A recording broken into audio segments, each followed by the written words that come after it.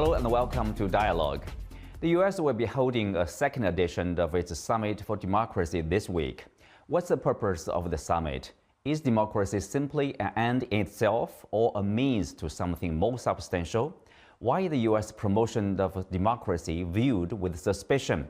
And while it regularly examines the human rights record of every country around the world, why doesn't the U.S. examine itself and its own human rights record, both domestically and internationally? To discuss these issues and more, I talked to Dr. Fred Mambe, President of the Socialist Party of Zambia. That's our topic. I'm Xu Qinduo.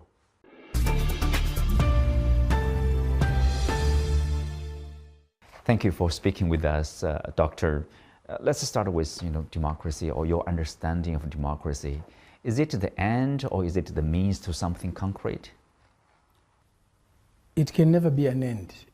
It's a means to something much more important to a human being.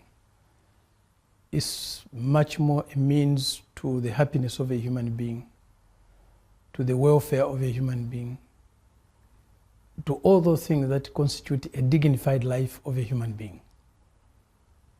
Access to food, access to housing, access to clean water, access to health services, access to education, national sovereignty in the country which that individual lives, national honor. All those things constitute democracy. And also, in some way, they matter to human rights. It sounds like governance, good governance that delivers, and then people do have the access, or people enjoy stability, prosperity, and opportunity to develop themselves. So probably, maybe there are different forms of democracy, but a good governance, it does deliver, or poor governance probably fails to deliver. What is good governance? Good governance is the ability of people to participate in the governance of their communities, in the governance of their societies, in the governance of their nations, and indeed in the governance of the world in which they live, to ensure that their interests are taken care of, to ensure that their dignity is always under consideration. That's what matters. Those are things that really, really matter to a human being. Can we say, if there's a good governance, obviously there's participation by the people, or reflection of the will of the people, and then it delivers. That's why we call it a good governance. If we judge countries by that standard, there are countries we can say who are well governed, like Singapore. Or if you look at the track record of China over the past 40 plus years, the strong economic growth and improvement in people's living standard, it shows Chinese system, whatever you call it, it delivers. The Chinese system does deliver. The Chinese system does respect human dignity. To govern and lead a people of 1.4 billion human beings is not an easy thing. And especially a country that started off very poor, as one of the 11th poorest countries. It's not easy to bring it to where it is today. If you have no respect for human beings, the human beings would not also tolerate that. You can't oppress 1.4 billion human beings and they just keep quiet. And they just tolerate. And they watch you. Even if you are so powerful, you are so hardworking, how can you take care of 1.4 billion human beings without their participation? So it shows you how strong the governance system, how appropriate the governance system that has been employed in China. And also, good governance is not only about caring about the human beings in your territory. It's also caring about the human beings outside your territory. How do you treat other people? How do you relate to other countries, other nations? What is your attitude towards others? What you do inside your house matters also in terms of what you do outside your house. If you don't, you clean your house every time, but the environment you are destroying, are you a good person? For how long are you going to live in that house secure? Mm-hmm. China has demonstrated the ability to live well within its territories and to live well outside this territory, to respect people within this territory and to respect the people outside this territory. You cannot claim to be democratic. You cannot claim to care about human rights when you enslave others, when you brutalize others, when every day you're insulting, mocking others. You have no respect for others other than yourself. You exploit others, you plunder other nations. You dictate to others what they should do in their homes. You can't be a good person, even inside your own house. So China has demonstrated not only being good to its own citizens, but also to the global citizens. China has cared more about our global environment than any other country. Despite heavy industrialization, China has cared more about the environment than any other country. It has done more to protect the environment than any other country. This is the country that has developed without having colonies, without enslaving anybody, without plundering anybody. This is a country that has developed with mutual respect for others, win-win cooperation with others. What more can you ask of a people that is pushing so hard? But then if you look at for example, the coverage of China in the Western press or in remarks by Western officials, in particular US officials, they often refer to China as the biggest, or top challenge or biggest threat to the US existence. How do you understand that kind of allegation or criticism? You can understand why they are worried about like a country like China, because China is working in the opposite direction to them. China is working to free other people and free itself from being plundered, from being humiliated. This is the country that the USA is a country that has thrived, survived, prospered from slave trade, cross-Atlantic slave trade. They enslaved the Africans for centuries. They plundered the resources of Latin America, the resources of Africa, the resources of Asia. They plundered even the resources of Europe. This is the country, if plunder today, exploitation of other people is removed, the USA will not be the powerful country that it is today. If there's equality in the dealings with each other, the USA ceases because it doesn't know how to deal with other people on an equal basis, with other nations on an equal basis. It gets lost. It's worried today with the multipolar world that is emerging because its hegemonic interests are being threatened.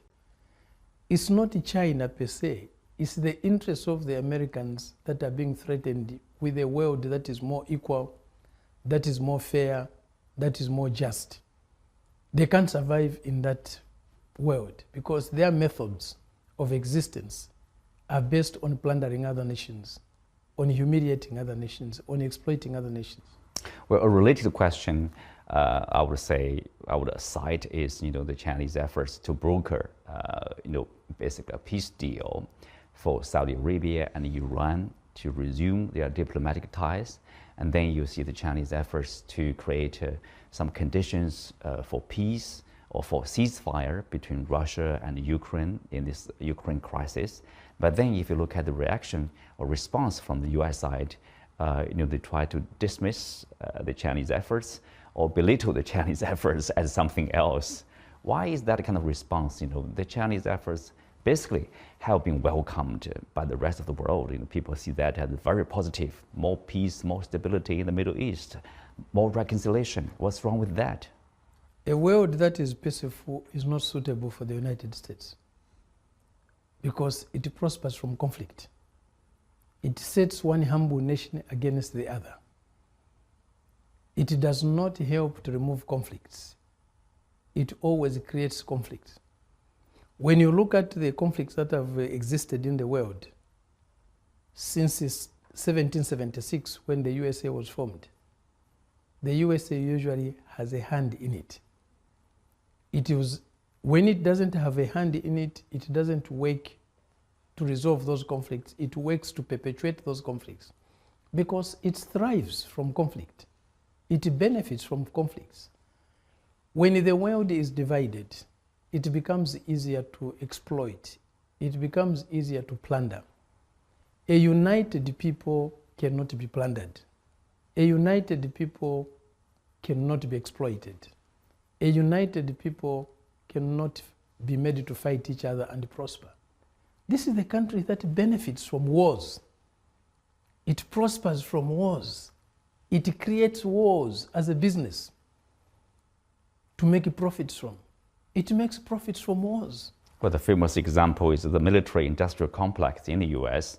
They certainly welcome conflicts and wars so they can, sell weapons, ammunitions, and make a profit out of that.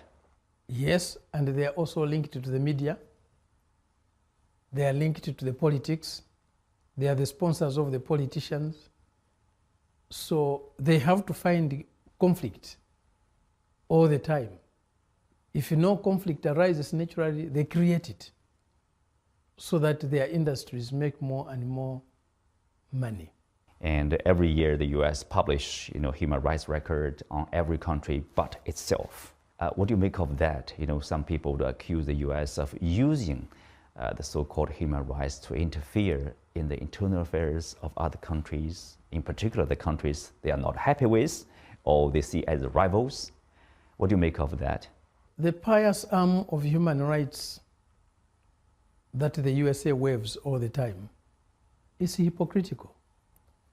This is the country that has invaded other countries, killing so many people, including children. This is the country that has appropriated the resources of other countries, leaving those countries helpless. Look at Iraq today. 20th anniversary of... 20th anniversary. What is happening to the Iraqi oil money? When Iraq sells oil, all the money goes to the USA.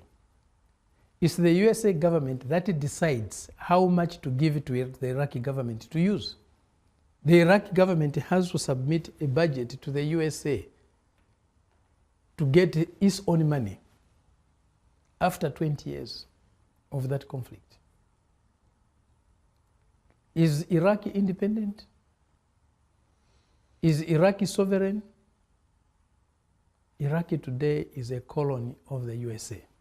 This is the country that occupies other countries' territories. For how long have they been there? Been in Guantanamo, on Cuban soil? A small island, the whole country of the USA, a huge territory, they still go and grab a small territory, not very far away from its own country, from its own coast. They have been occupying it for how many years? Several decades. The Cubans have been crying, give us our land. The USA does not respect the territory. Can really the USA claim Guantanamo to be their territory? Right. You can understand the same behavior in Taiwan. Same behavior. If today China or Russia went and did the same in Hawaii, what the USA is doing with Taiwan, would the USA accept it? They say, do unto others as you would like them to do unto you. Does the USA do unto others as it would like them to do on itself? This is an interesting perspective of the point here. You mentioned about the equality among sovereign nations. That's an exercise of democracy, based on equal footing and expressing one's wish or one's needs or demands equally in the international community. Do you think there's enough democracy in terms of that respect? If you don't respect the territories of other people, those territories are occupied by human beings. How can you respect human beings when you don't respect the territories which they occupy? How can you respect a human being when you don't respect the privacy of their home, the dignity of their home? A homeland is something very important to any human being. Every human being on this planet has a homeland. The homeland is their house. It's their home. That's why it's called homeland. You don't just get into somebody's house. You don't just get into somebody's country and interfere. If you don't respect the sovereignty of a territory, you cannot respect the human being who lives in that territory. You cannot claim to be committed to their democratic rights. You cannot claim to be committed to their human rights. What are human rights without a homeland? What are human rights or democracy without sovereignty? When your rights can be trampled on, when your leaders can be toppled anytime, when your leaders can be killed anytime. Look at what they did to Saddam Hussein. Look what they did to Muammar Gaddafi in Libya. Look at what they do to other people's leaders. Look even at the attitude, the arrogance towards other people. They never respect the leaders of other countries. Interesting point you mentioned about respect for sovereignty. Part of the justification for the U.S. invasion of Iraq is to plant the seed of democracy in the Middle East, in addition to the so-called non-existent weapons of mass destruction. Is there a full-fledged democracy in Iraq now? We have 20 years. Iraq today is ungovernable. It's a failed state. Since the murder of Muammar Gaddafi, is Libya today more democratic since 2011? Is Libya today more organized? Is Libya today more stable? It's a failed state. Wherever they have been, there are problems. Have they brought peace and stability and democracy and respect for human rights to Syria? Without the intervention of the Russians, where would Syria be today? They would have overrun that people. How many countries has the USA toppled? How many coup d'etats have they carried out? How many assassinations of leaders of other countries have they carried out? How many citizens of other countries have they killed? How many citizens of other countries have they arrested and detained and released without charges? Well, in addition to the lack of respect for sovereignty or abuse of human rights, what about the record of the human rights record inside the USA?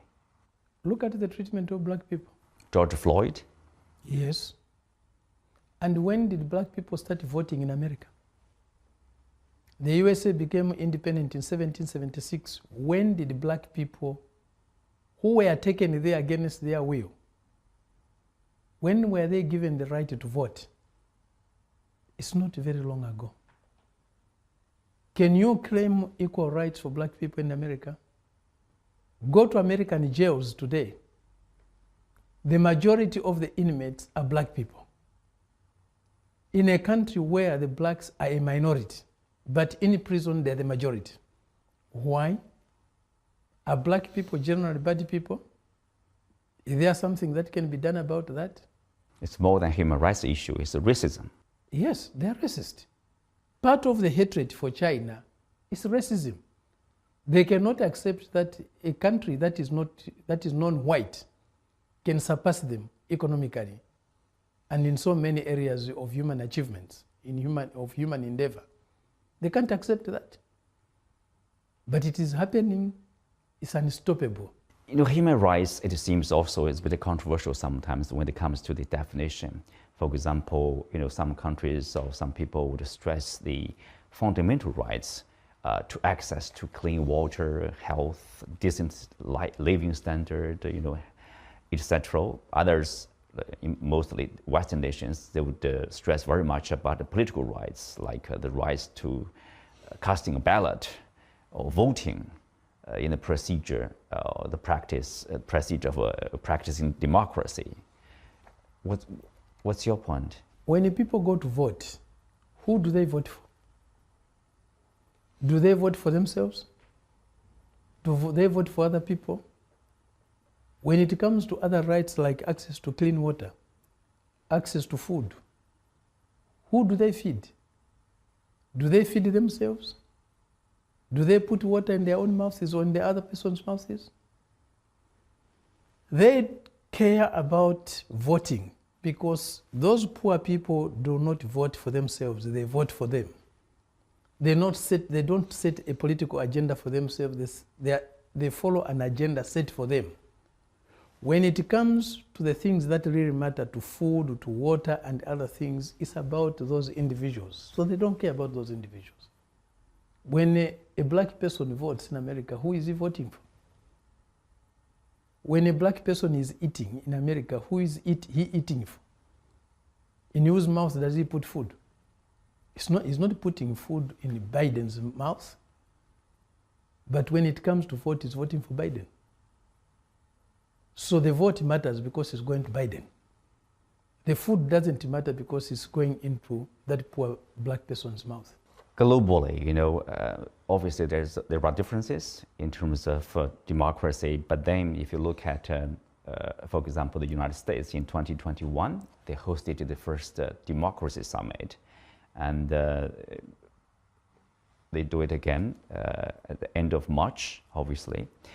So some people say the US is attempting to use democracy as a tool, if not a weapon, to divide the world, to advance their, let's say, geostrategy, to contain the rise of China. They divide the world as democracy versus autocracy, and labeling countries as autocracy, authoritarian instead of democratic ones. How do you make of that? They don't hide their intentions. That's the goodness with them. They say it very clearly. It's either you are with us or not with us. What does it mean to be with them? To be with them means to do their will, to live according to their will, to their dictates. When they say jump, you jump, then you're with them. If you don't, you are not with them. These summits are there to divide the world between those who they call dictatorships,